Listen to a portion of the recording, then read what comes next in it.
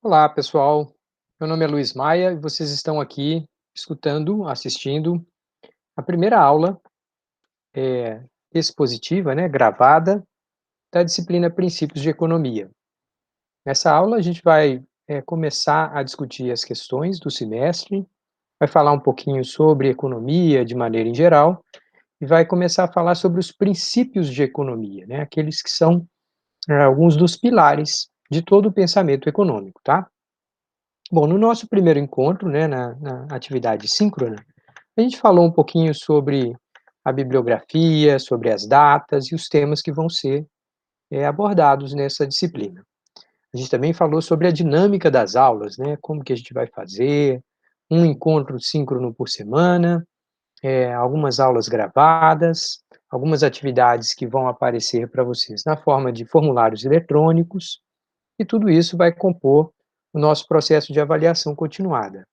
Quem não participou desse encontro e gostaria de tirar qualquer dúvida, deve lembrar sempre desse endereço, tá? Economaia, um trocadilho com meu nome, de Luiz Maia, então economia e economaia.blogspot.com, e possivelmente também, se precisar, pode usar os nossos e-mails de contato, luiz.maia@ufr.br, e do meu colega, professor Luiz Kerli, que também está responsável por essa disciplina, luiz.kerli@ufrpe.br.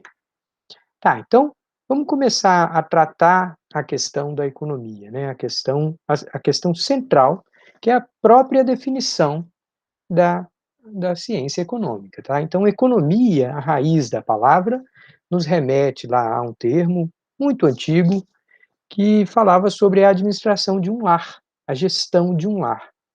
Ora, a origem da palavra faz sentido de alguma maneira? Tem alguma conexão com o que a gente pensa de economia ainda hoje? Sim, na verdade existe uma conexão, tá? Quando a gente discute economia, fundamentalmente a gente está procurando analisar, entender uma série de decisões que toda a sociedade tem que tomar e que se assemelham, em alguma medida, a decisões importantes que as pessoas tomam na gestão de uma casa, na gestão da sua residência, principalmente no que diz respeito a tomar decisões sobre como utilizar os nossos recursos escassos, limitados, né, partindo de um pressuposto que ninguém é multibilionário, como que as pessoas utilizam recursos limitados, finitos, para satisfazer ou tentar satisfazer uma grande gama de necessidades. Então, a definição da economia, que retrata essa semelhança entre a economia moderna e a própria gestão de um lar, está aqui logo em seguida apresentado para vocês. A economia é a ciência que estuda como as sociedades fazem para utilizar recursos escassos de maneira eficiente na satisfação de necessidades e desejos ilimitados. Tá, então essa definição ela já é bem mais precisa e ela tem alguns elementos que é sempre importante a gente ressaltar, a gente chamar a atenção. Primeiro é que a economia reconhece que existe uma escassez, existe uma limitação de recursos.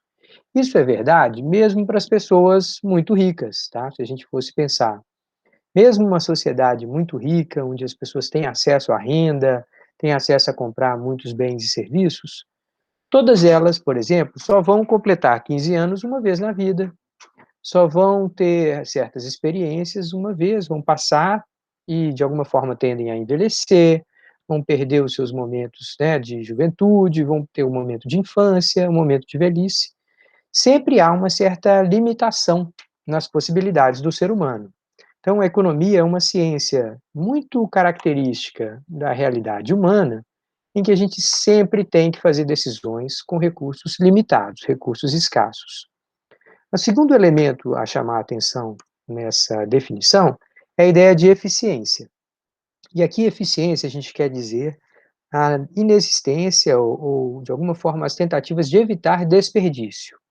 Então, se a gente tem recursos escassos, a gente deveria utilizá-los de uma maneira a mais racional possível, de maneira a alcançar o melhor resultado possível, tá? Com recursos escassos, aplicados de forma eficiente, na busca pela satisfação de um grande número de necessidades. E, em certas medidas, são até necessidades e desejos ilimitados. Tá? O desejo humano ele ainda não conseguiu encontrar limites. Tem pessoas que gostariam de viajar para a Lua, tem pessoas que gostariam de adquirir bens, fazer viagens em torno do planeta, experimentar novas comidas, novas culturas.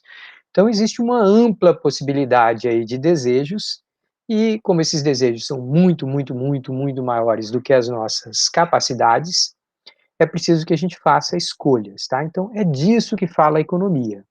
E sob essa ótica, a economia, ela não é apenas, como muita gente pensa, ela não é apenas a decisão financeira. Ela não trata apenas de como você aplica o seu dinheiro, comprando títulos públicos, deixando o seu dinheiro na caderneta de poupança, comprando dólar, seja lá o que for. Essas decisões financeiras, elas fazem parte da economia, mas a economia trata de uma gama muito mais ampla de decisões que todas têm essa característica. Reconhecem um certo grau de escassez, reconhecem a necessidade, mediante essa escassez, de fazer boas escolhas, de usar bem os recursos de que se dispõe, e, por fim, reconhece que os desejos, as necessidades, são muito grandes, são ilimitados em alguma medida, e que, portanto, a gente sempre vai estar lidando com esse paradoxo, né, esse, digamos, esse dilema de como usar os recursos para tentar alcançar o máximo da nossa satisfação, tá? Então, essa é a definição mais atualizada da economia. No entanto, para a gente entender a economia como ciência, como vivência, como profissão, a gente também pode, de alguma forma, apresentar esse problema dividido em três partes, né? E discutir a economia sob a ótica do problema econômico. O que é o problema econômico que qualquer sociedade precisa enfrentar? Ora, cada sociedade vai escolher o que produzir. Certamente existem lá algumas vocações, algumas capacidades maiores que uma sociedade tem de produzir este ou aquele bem, dependendo do seu clima, dependendo das condições naturais, dependendo do tamanho da sua população, ela vai tender a certas escolhas sobre o que produzir, tá? Que cesta de bens e serviços que vão ser oferecidos por essa capacidade. Tá, segunda parte é como produzir. No caso do como produzir, o que a gente tem é que técnicas, que tecnologias que vão utilizar quais recursos. Então a gente pode ter mais máquinas, menos pessoas, a gente pode ter mais pessoas, menos máquinas. Então tudo isso vai fazer parte de uma série de decisões que, conforme a gente sabe, né, que o avanço tecnológico, as novas tecnologias vão sendo desenvolvidas, a gente acaba tendo possibilidade de superar as nossas limitações, de fazer mais com menos, tá? Nós vamos falar bastante sobre isso durante essa disciplina. O terceiro ponto é quem fica com o produto, que é o problema da distribuição. Tá? Então, a economia, embora ela seja muito preocupada com a descrição e o entendimento da eficiência, né, aquela ideia de evitar desperdícios, por outro lado também, ela não pode abrir mão, ela não pode se distanciar dessa questão tão importante, principalmente num país como o Brasil. Como distribuir a riqueza, como distribuir o produto, o resultado dos esforços coletivos de uma sociedade. Tá? Então, o problema econômico envolve essas três partes. Quais escolhas que nós vamos fazer em termos de o que produzir, e se a gente olhar para um país como o Brasil hoje, a gente vê que o país é um grande produtor de alimentos, é um grande produtor de commodities metálicas, né, de insumos para a produção industrial no mundo afora. Em termos de como a gente produz, a gente observa que o nível das técnicas e das tecnologias que o Brasil utiliza hoje não estão lá na fronteira, nós não estamos em primeiro lugar usando as tecnologias mais avançadas. Mas em algumas indústrias, sim, né? A gente tem no Brasil fábricas de avião, a gente tem no Brasil indústria e produção de alimentos com melhoramento genético, utilizando sementes muito, muito sofisticadas, que foram fruto de muita pesquisa. muito desenvolvimento, mas nem todos os setores no Brasil utilizam técnicas robustas, técnicas bem avançadas, né? A gente precisa lembrar sempre que o Brasil é um país que detém um setor informal de trabalho muito grande, algo como 30%, talvez até um pouco mais, 45% de todas as pessoas que desempenham alguma função, né, que tem uma ocupação remunerada no Brasil, elas acabam lidando com esse mercado informal, um mercado onde não há contratos bem claros, o uso de tecnologias costuma ser de tecnologias mais antigas, mais precárias, e com isso um nível de retorno, de sucesso dessas atividades que é bem aquém do que poderiam ser se a gente tivesse tecnologias mais sofisticadas. E por fim, falando mais uma vez sobre a questão da distribuição no Brasil, nós não podemos deixar de mencionar que o Brasil é um país extremamente desigual, né? Então nós temos uma grande parte da riqueza, da renda e do produto que é gerado no nosso país, sendo entregue, sendo destinado a uma parte relativamente pequena da nossa população. A gente tem aí é, parcelas da nossa população, como 20, 30% das pessoas, que se a gente for ver todas as cestas, toda a cesta de bens e consumos e serviços que essas pessoas adquirem, elas correspondem a talvez metade, 2/3 de tudo que é produzido no país. Enquanto uma outra grande parte da população, 50, 55 milhões de pessoas, a gente sabe hoje, né, nesse momento de pandemia, cerca de 55 milhões de pessoas estão ou na extrema pobreza ou na pobreza. Elas estão naquela circunstância que elas têm uma renda, ainda que tenham alguma renda informal, elas têm uma renda abaixo de um certo patamar, medido internacionalmente como sendo aquele mínimo suficiente para a sobrevivência, né? Então a gente tem pessoas no Brasil hoje passando fome e vivendo em condições muito, muito, muito precárias. Isso nos mostra que a questão da distribuição, que faz parte da solução do problema econômico, ainda está muito, muito, muito mal equacionada, mal resolvida no nosso país. Muito bem, então, entendido a economia como conceito geral e entendida essa versão da descrição da economia, né, pela ótica do problema econômico, nós vamos aqui nesse nosso primeiro encontro, nessa nossa primeira fala, identificar aquilo que são os pilares da economia, tá? E a gente está chamando isso aqui de princípios. Vale um comentário logo nesse momento, tá, gente? Princípios, o que são princípios? Alguém pode já ter ouvido falar assim, não, eu sou uma pessoa de princípios, eu sou um homem de princípios, eu sou uma mulher de princípios. O que elas estão querendo dizer quando elas falam isso? Não, elas falam que são íntegras, que são pessoas que merecem respeito, que exigem respeito. Tá.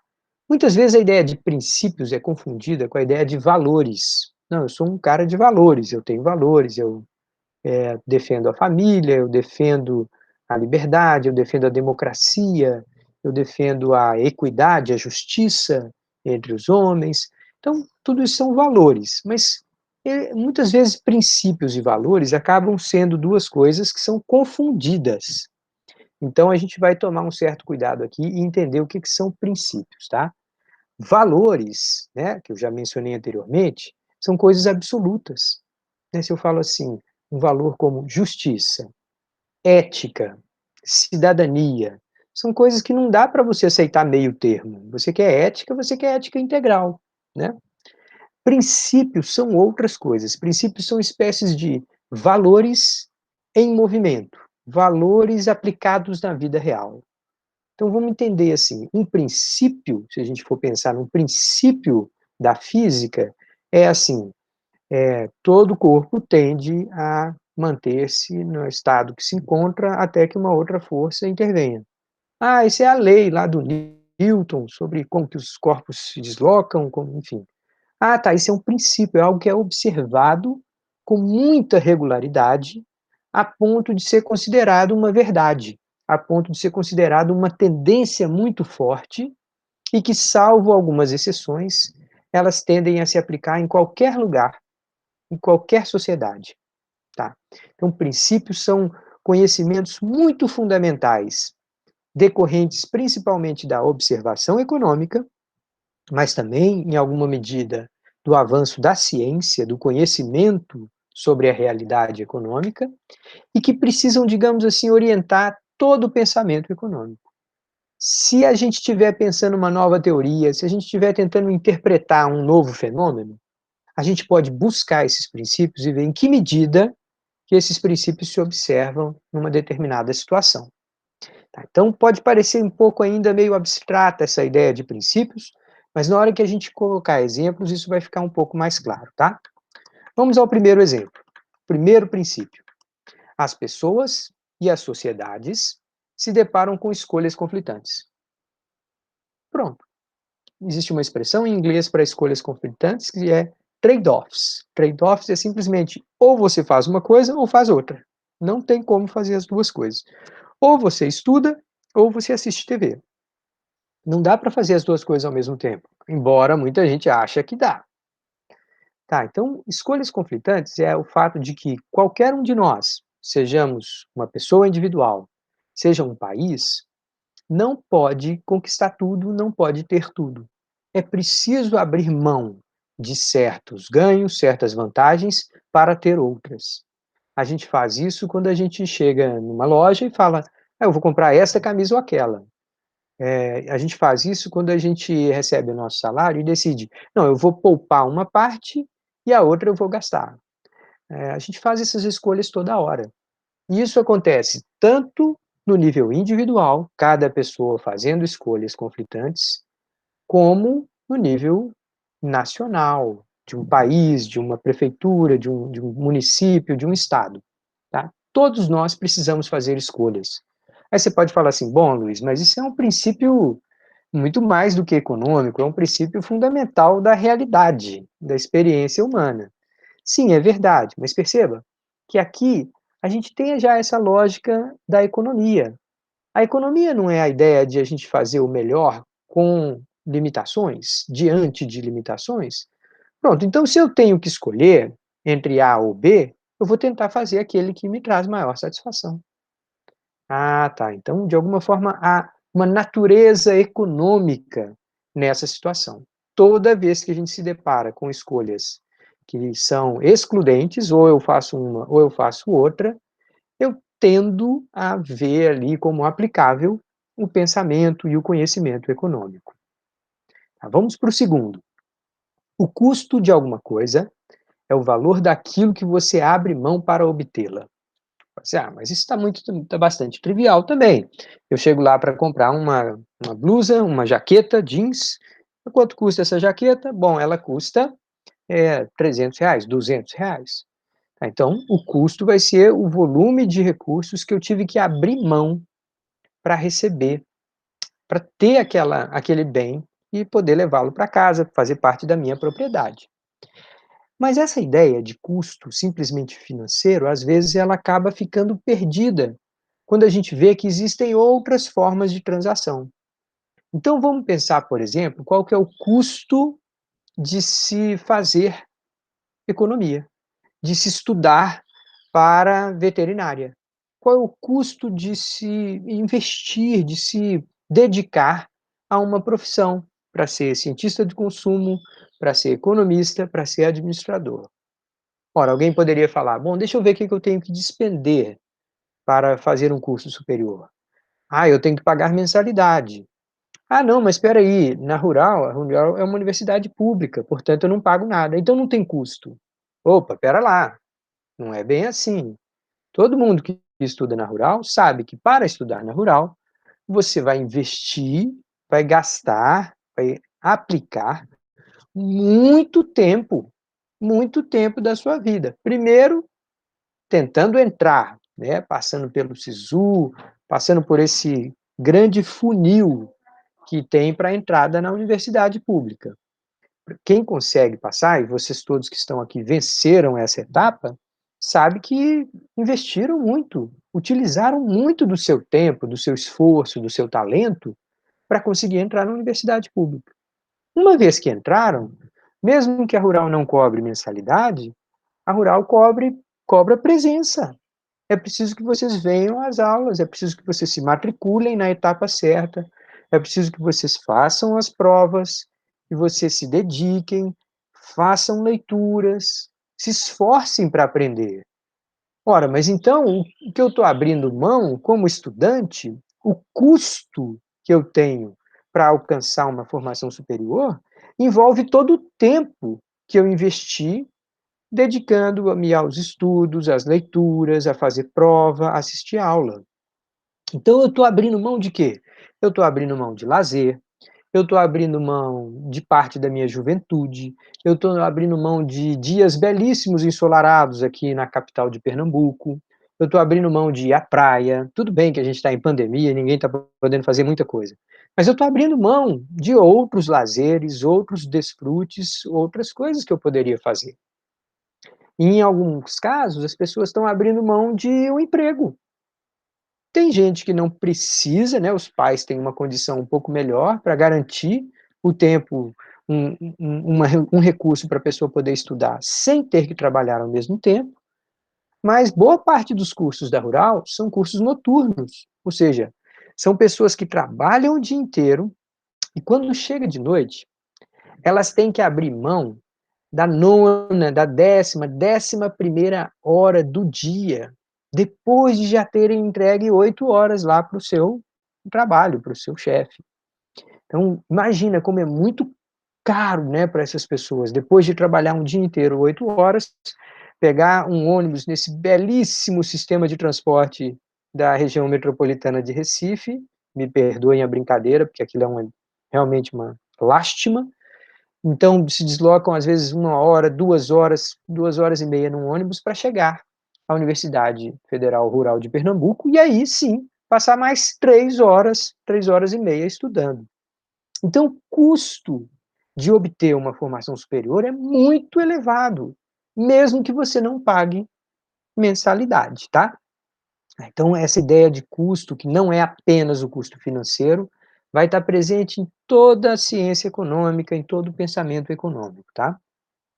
A gente dá o nome para esse segundo item aí, a gente chama de custo de oportunidade.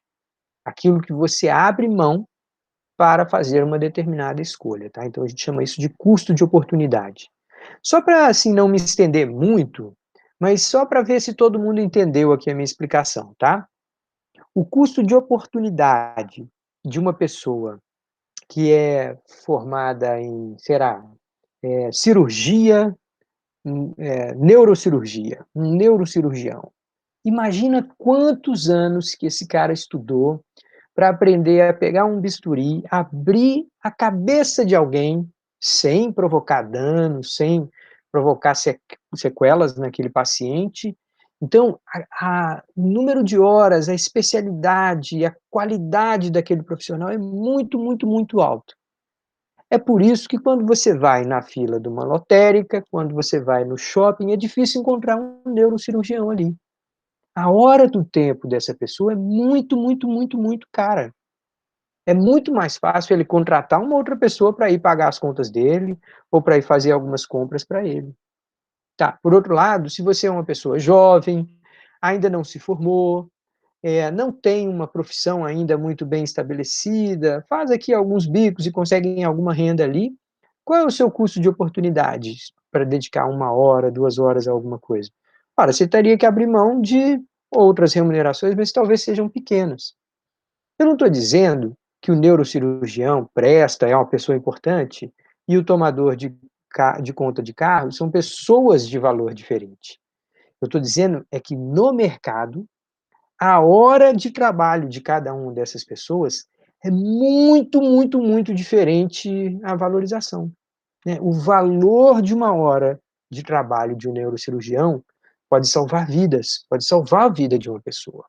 O valor da hora de trabalho lá daquela numa pessoa que toma conta de carros ou que lava carros e tal, nada contra a pessoa, mas é que a sociedade reconhece naquele serviço que ela está prestando um valor muito menor.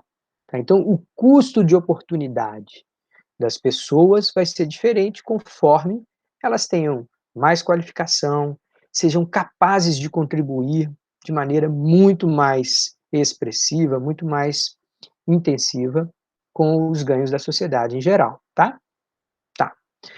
Vamos para o terceiro ponto, terceiro princípio de economia. As pessoas ou organizações racionais avaliam alterações marginais para decidirem se entre permanecer onde estão ou mudarem seu posicionamento. Bom, essa frase aqui está meio mal escrita, tá, gente? Então eu vou tentar explicar o que esse cara está dizendo. Você está numa determinada posição.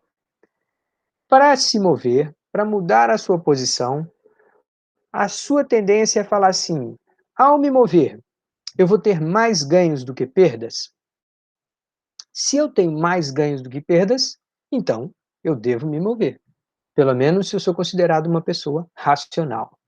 Tá, então, esse enunciado aqui, ele parece ser assim uma bobagem, mas na verdade ele vai marcar muito o pensamento econômico, por dois elementos. Primeiro, pela ideia da racionalidade. Dentro da economia, a gente considera racional um tomador de decisão que faz tudo em vista de alcançar o seu grau máximo de satisfação. Isso pode ser uma pessoa tentando fazer lá com o seu dinheiro do orçamento do mês o melhor que dá, né, tentando comprar aquilo que vai lhe dar maior grau de satisfação, vai de alguma forma ajudar mais a sua família, as pessoas que ele ama. Se for uma empresa, vai ser aquele empresário, aquele gestor que tenta gastar os recursos da empresa sempre pensando no máximo lucro, como que ele vai obter o máximo de ganho. Então ele não vai comprar de qualquer fornecedor. Se ele tiver que comprar insumos, mercadorias para revender, ele vai procurar muito, vai fazer pesquisa, vai tentar sempre encontrar o melhor acordo possível. Aquele que ele consegue a melhor mercadoria para ser revendida e que ele consiga pagar o menor possível, o mínimo possível por aquele insumo, tá? Então, a ideia de racionalidade seria alguém que busca sempre a melhor posição. Isso aqui, gente, é uma espécie de um pressuposto da economia. A gente toma isso como dado, que as pessoas são racionais. Se você olhar bem, prestar bastante atenção em como as pessoas agem, é possível que você diga assim: bom, então nem todo mundo é racional. Eu tenho lá um amigo que ele bebe demais. Ele, sei lá, todo o dinheiro que cai na mão dele, ele só usa para beber. Isso não é bom para ele, não é bom para ninguém. Ele está, de alguma forma, prejudicando a sua própria saúde, a imagem dele é muito ruim, ninguém quer trabalhar com esse cara, enfim, as perspectivas futuras para ele podem ser muito ruins e tal. No entanto, o cara faz isso. Ora, será que essa pessoa é irracional? Tá, então, antes da gente rotular as pessoas, vamos só lembrar aqui, tá? A racionalidade econômica, que é a base da maior parte dos modelos, a gente vai falar um pouquinho sobre isso, sobre teoria, modelos. Então, são pressupostos. A gente imagina que, na maioria das vezes, seja racional buscar o nível máximo de satisfação, tá? Mas já vou deixar aqui aberto esse parênteses. Tem casos que as pessoas parecem não agir com essa racionalidade econômica, essa racionalidade pura, tá ok? Tá, o outro elemento nessa frase é a ideia de alterações marginais. Essa palavra marginais quer dizer na margem, ou seja, pequenas movimentações. É como se qualquer tomador de decisão fizesse ajustes para tentar, para ver se fica melhor ou se fica pior conforme ele se mova, conforme ele se reposicione. Então vamos dar um exemplo concreto disso, tá? Suponha que você é gestor de uma oficina mecânica, tá? Você é dono de uma oficina mecânica aí no seu bairro e o movimento não está muito bom, porque você está na pandemia, então você está trabalhando só você e mais um mecânico e o número de carros que está vindo está pequeno e tal. Na medida que a vacinação avança, mais pessoas começam a voltar a circular, mais automóveis precisam ser mantidos e aí acaba que o seu volume de clientes vai aumentando. No início, você fala assim: ah, chegou mais um cliente, estaciona aí, que daqui a meia hora eu dou uma olhadinha no seu carro, eu te ligo e tudo mais. Só que vai chegar uma hora que, se for aumentando o número de clientes, você vai falar: bom, só eu e esse outro camarada que trabalha comigo, nós não damos conta de tanto. Então aqui a gente está perdendo o negócio, a gente está perdendo cliente, porque a gente não consegue atender. Eu vou tentar contratar mais uma pessoa. Aí ele vai lá, chama um amigo que sabe que tem alguma experiência também com mecânica e fala: "Olha, eu vou te pagar aqui um salário e meio para você ser um assistente de mecânica. Vou te pagar R$ 1.500, R$ 1.600, você vai ser um assistente nosso aqui. A gente vai te dando as ordens, você vai de alguma forma fazer". Se ao trazer esse novo empregado para a empresa, se eu conseguir ampliar o número de clientes, o número de carros atendidos, de tal modo que no final do mês, o meu faturamento, né, o conjunto de recursos que eu recebi dos meus clientes, se meu faturamento subir mais do que 1.500 e eu tenho que pagar a esse camarada 1.500, então eu tive um ganho. Eu tive ganho de receita, né, de vendas, de recursos do faturamento maior do que aquilo que eu tive que pagar para ter mais um funcionário trabalhando comigo. Se isso acontecer, eu contrato mais uma pessoa. Enquanto o número de clientes continuar aumentando, eu vou sempre fazer esse teste. Bom, eu vou tentar aqui mais uma vez, vou contratar mais um.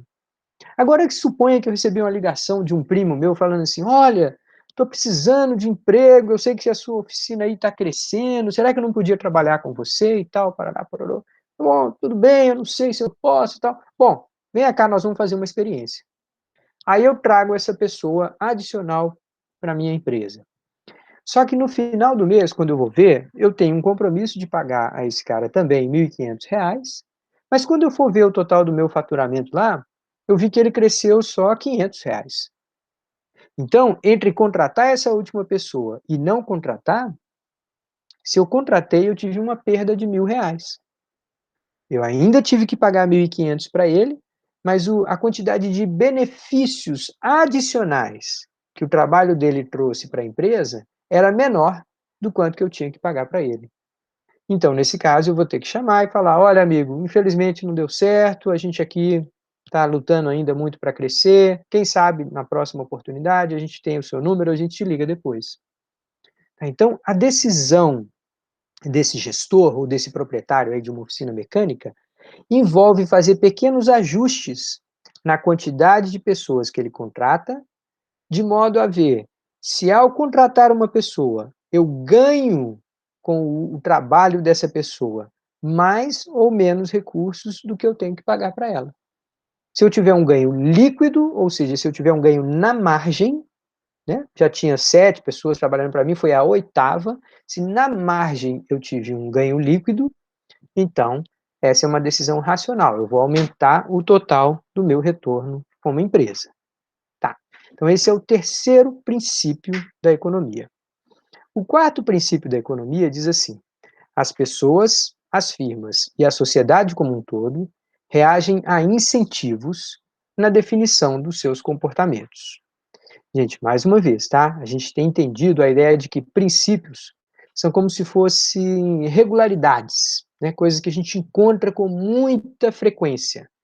Então, nesse quarto princípio, a gente está dizendo assim: pessoas, firmas ou empresas e a sociedade como um todo, todos nós reagimos a incentivos na hora de definir o que a gente vai fazer ou não.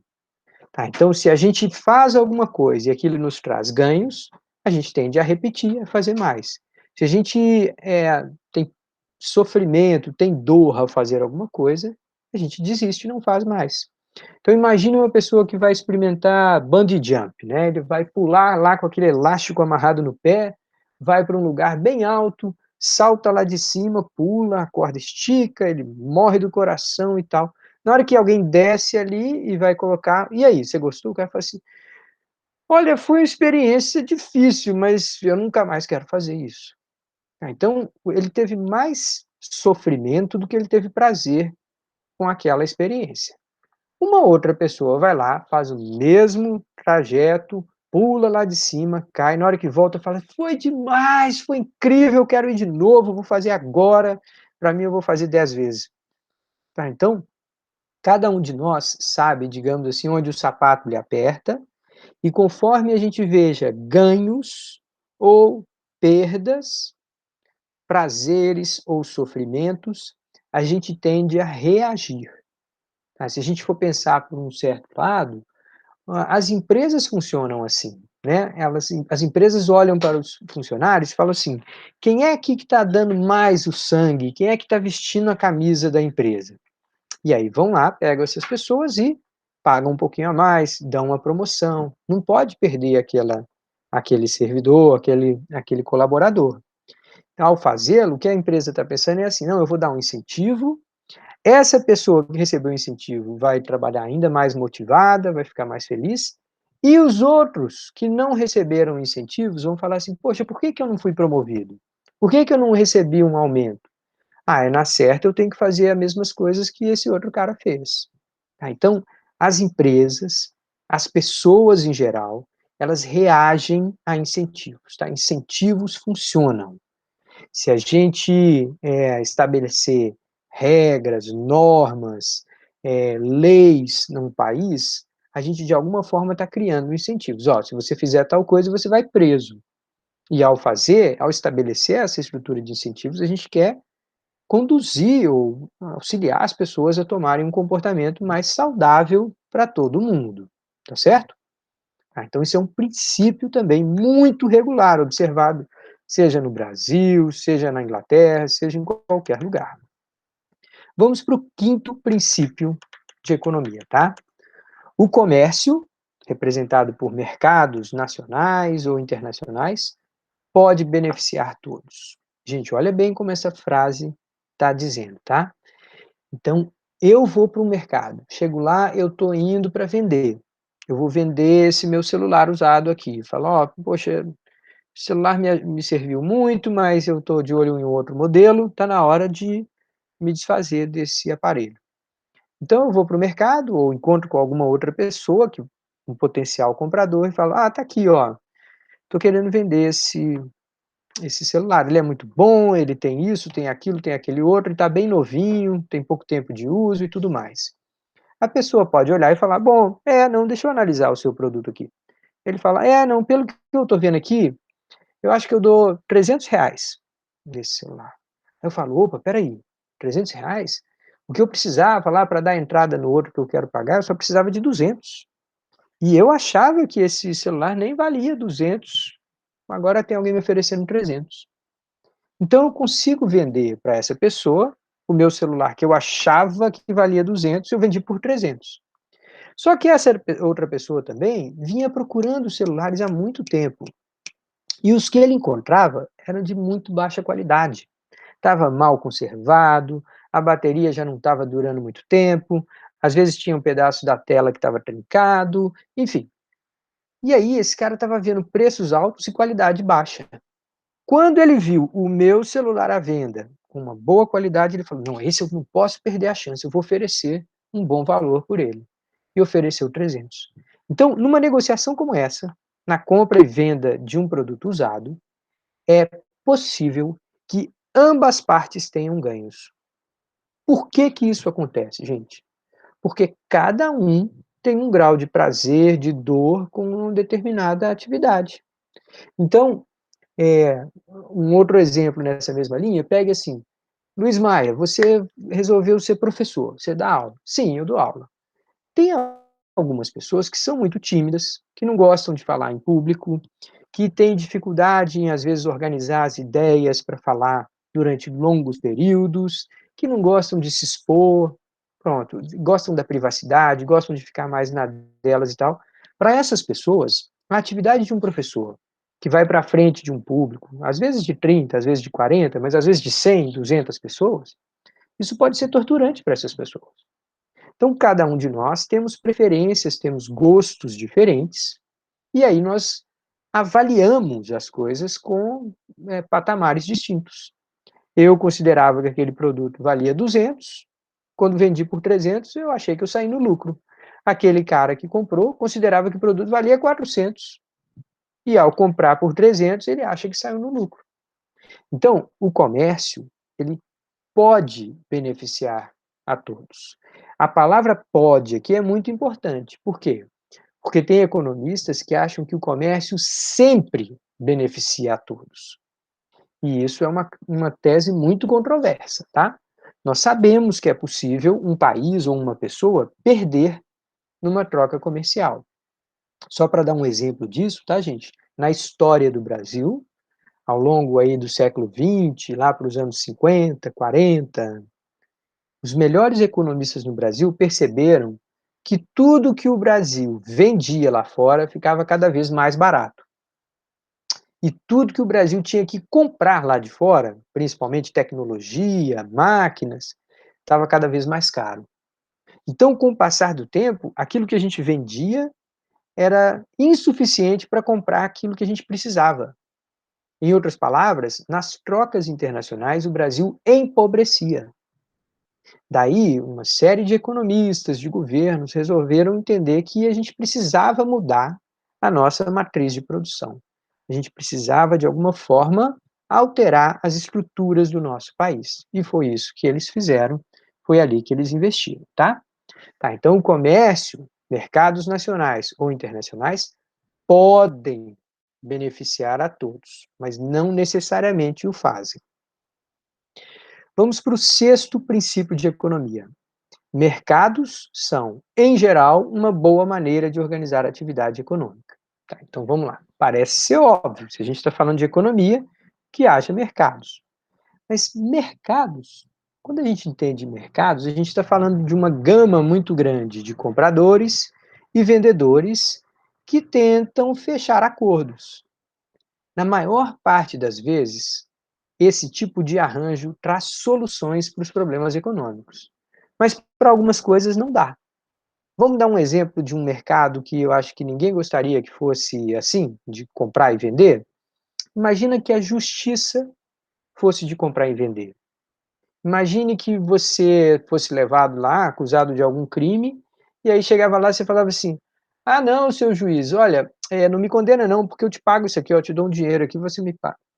Você não vai querer isso. Aí o cara que está acusando fala assim: não, não, eu dou mais dinheiro para condenar o Luiz Maia. Aí eu falo: não, não, eu dou ainda mais e tal. Ora, a atividade da justiça não é algo que a gente queira que seja comprada e vendida. Um outro tipo de problema que a gente não quer que seja tratado na forma de mercado é a existência de polícia. Imagina uma polícia, imagina um policial que ele recebesse salário conforme ele fizesse prisões. Olha, se você prender muito bandido, você ganha um salário bom. Se você não prender bandido nenhum, você fica no 0 a 0, ninguém te paga nada. Então esse policial sai para a rua falando: eu preciso prender gente. Se não tiver ninguém fazendo coisa errada, eu vou forjar algum tipo de flagrante, vou jogar lá um cigarro de maconha dentro do carro da pessoa e vou falar: pronto, você foi pego negociando, usando drogas entorpecentes. Então, algumas soluções, alguns problemas da sociedade, você não quer que os mercados deem conta. Mas, em geral, a grande maioria das atividades, os mercados são uma boa forma de solucionar esses problemas, tá? A gente vai ver exceções, mas a gente vai ver também aqueles que são os casos que confirmam a regra. Vamos para o sétimo princípio de economia. Em determinadas circunstâncias, a intervenção de governos pode aperfeiçoar o resultado que seria obtido com a livre operação dos mercados. Tá, então, gente, olha só. Existem determinados momentos em que os mercados por si só podem falhar. Um dos momentos que o mercado falha é um desses que a gente está vendo agora. Né? A gente está vivendo uma situação em que as pessoas, por causa da pandemia, são obrigadas a ficar em casa. Elas não têm como sair de casa para ir ganhar o seu sustento. Sendo assim, não adianta, os mercados não vão resolver esse problema. Nem todo mundo exerce atividades que você consegue fazer como eu e você aqui, ó, através do computador, ligado a uma conexão de internet relativamente boa. Então, muita gente não vai ter como ir ao mercado. Muita gente não vai ter como trabalhar, não vai ter como vender a sua experiência, seu talento, sua dedicação para prestar alguma forma de serviço. Isso é uma questão muito grave que está acontecendo hoje. Quando um mercado não está resolvendo, a intervenção do governo é necessária. Então, é o que a gente está vendo hoje. Seja na forma daquele auxílio emergencial mais robusto que a gente teve no ano passado, que conseguiu melhorar a situação de muita gente que estava sofrendo com a situação da pandemia, seja na forma dessa intervenção agora, que é um valor muito menor, no momento em que os custos de vida estão aumentando. O preço dos alimentos está mais alto, o arroz está custando 30%, 40% a mais, feijão, óleo de soja, as próprias tarifas públicas, né, a energia elétrica subiu de valor, tudo isso ficando mais caro, e esse ano o governo resolveu reduzir o tamanho do auxílio emergencial. Então, é um contrassenso, né? Os mercados não estão funcionando, a intervenção do governo é necessária, e, infelizmente, o governo esse ano resolveu fazer uma intervenção menor, o que vai gerar muito sofrimento para a nossa população. Tá, mas de toda forma, o que eu quero lembrar aqui é que nem sempre os mercados dão conta de tudo. É frequente os mercados falharem. Ao longo dessa disciplina, a gente vai ver um monte de situações em que os mercados não podem tomar conta de tudo. É preciso a intervenção do governo, tá? Faltam só 3, hein?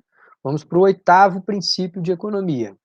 O padrão de vida de um país depende de sua capacidade de produzir bens e serviços. Aí você fala assim: ah, não, isso é muito fácil, porque se o país produz mais, aí ele é mais rico e tal. Eita, espera aí, mas tem a questão da distribuição. Um país pode produzir muito e nem todo mundo ficar com aquilo que é produzido. Tudo bem. É por isso que a gente não está falando que produzir mais vai fazer todo mundo feliz. O que a gente está falando é que, assim, para que as pessoas tenham um padrão de vida bom, é importante que a sua sociedade, que as suas comunidades sejam capazes de produzir muito. O quanto que se vai trabalhar, se você vai trabalhar 8 horas por dia, 10 horas por dia, 12 horas por dia, é uma escolha que as sociedades vão acabar fazendo. Mas a verdade é que se você tem a capacidade de produzir bens e serviços grande, você tem mais opções. Você pode escolher se você vai trabalhar mais ou menos. É diferente de um país como aqueles países mais pobres do mundo, lá na África, né? Logo abaixo do deserto do Saara, tem economias lá que a gente chama economias subsaarianas, né? Que ficam naquela região mesmo, abaixo do deserto do Saara. Naqueles países, a quantidade de equipamentos, de máquinas, de infraestrutura, né, de rodovias, de prédios, galpões, é muito pequena. Então você tem grandes populações tendo poucas ferramentas, poucas máquinas, poucos recursos que a gente chama de capital, né, recursos que são produtivos, que você emprega numa atividade e aí você consegue gerar mais bens, mais serviços. Então, com uma estrutura de capital muito reduzida, a gente vai falar disso daqui a pouco de novo, tá? Aqueles países não têm capacidade de produzir tantos bens e serviços.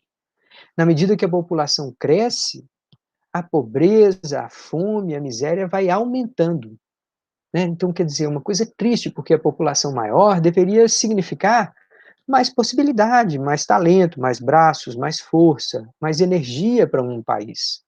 Só que com uma capacidade física de equipamentos, de tecnologia muito reduzida, aquele país não consegue satisfazer as necessidades básicas da sua população. Então, o padrão de vida de um país depende da sua capacidade de produzir bens e serviços, tá? Por favor, não entendam mal esse 8º princípio. Eu não estou dizendo que quem é rico é mais feliz, eu não estou dizendo que quem produz mais deve produzir ainda mais, não. Só estou dizendo assim, a capacidade de produzir mais facilita a escolha das pessoas. E elas podem escolher o padrão de vidas que elas têm, tá? Tá. Vamos para o 9º, penúltimo princípio de economia. Os preços sobem quando o governo emite moeda demais. Eita, mas aqui a gente agora saltou para um outro rumo da conversa, foi para uma outra história. Sim, a gente tem um país como o Brasil, a moeda, nossa moeda chama real. Esses reais, eles têm o valor, né? Cada nota de 100 reais que a gente utiliza, ela tem valor porque a gente confia que ela tem valor. Não existe uma promessa do Banco Central do Brasil ou do governo dizendo assim: se você me apresentar uma nota de 100 reais, eu te pago a contrapartida em ouro.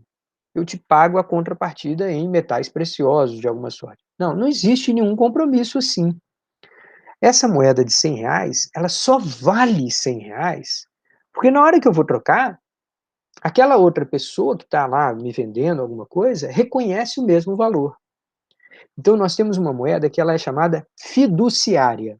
Esse termo, moeda fiduciária, quer dizer uma moeda baseada na confiança.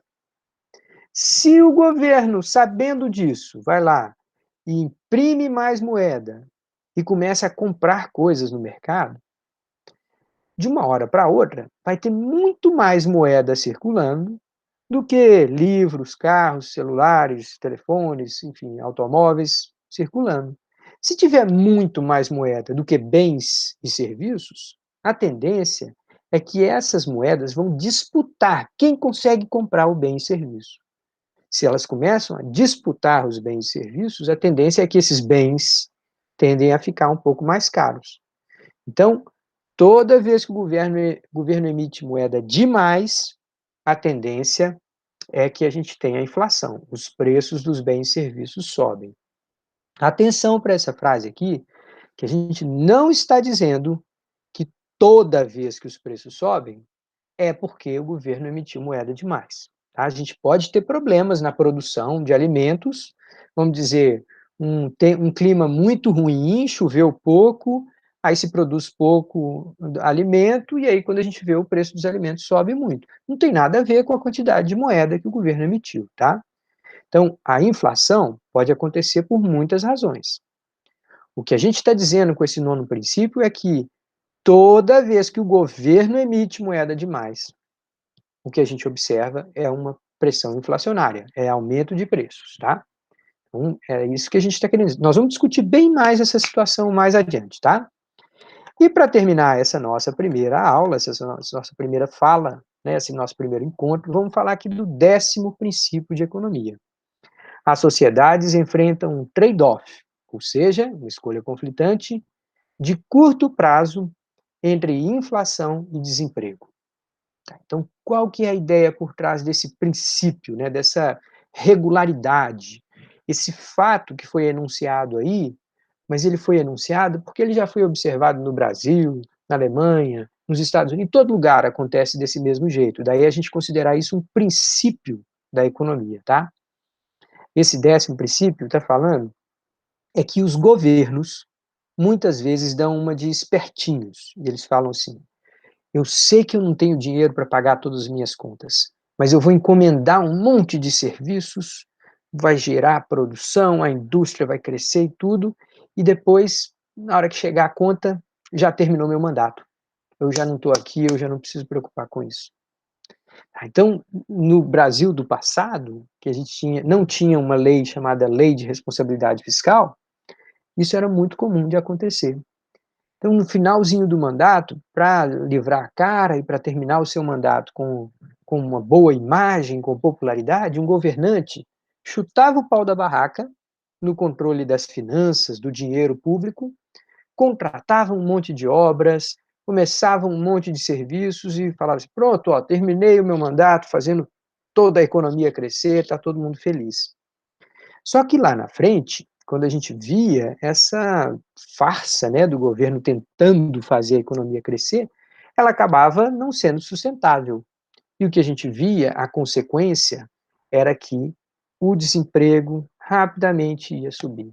Então, no início, no curto prazo, a gente consegue estimular a economia por vários meios, de modo a parecer que o que está ocorrendo é prosperidade. Só que se essas ações não forem sustentáveis, mais adiante essa farsa se desfaz. E aí o que a gente vê é o desemprego voltando e às vezes indo até para um patamar maior do que quando começou. Tá?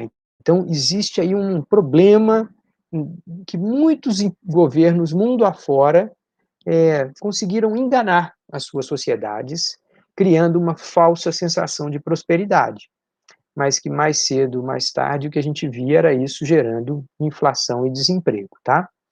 Essa ideia, que por enquanto aqui está apenas enunciada, ela vai fazer mais sentido um pouco adiante, quando a gente discutir mais detalhes sobre o que é inflação, né? Por enquanto eu estou apoiando aqui no conhecimento geral, todo mundo sabe um pouco o que é inflação. E também sobre desemprego. mais à frente a gente vai falar um pouquinho, tá? Pessoal, então essa é a primeira fala nossa, eu quero que ela seja curta mesmo. É importante lembrar que o que a gente está apresentando aqui são os princípios fundamentais, os 10 princípios fundamentais da economia. E antes deles, a gente falou um pouquinho sobre o problema econômico, o que produzir, com que técnicas produzir, que recursos vão ser utilizados na produção e quem fica o produto, o problema da distribuição. Esses 3 problemas compõem o problema econômico e tudo isso nos dá uma ideia clara de o que a economia estuda, né? A economia não estuda apenas mercados financeiros, aplicações financeiras.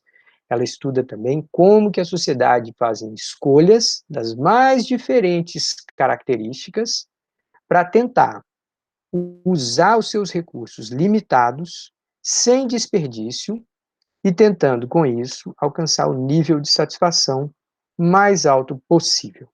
Tá ok? Bom, essa é uma primeira fala. Eu agradeço a todos que nos acompanharam até aqui.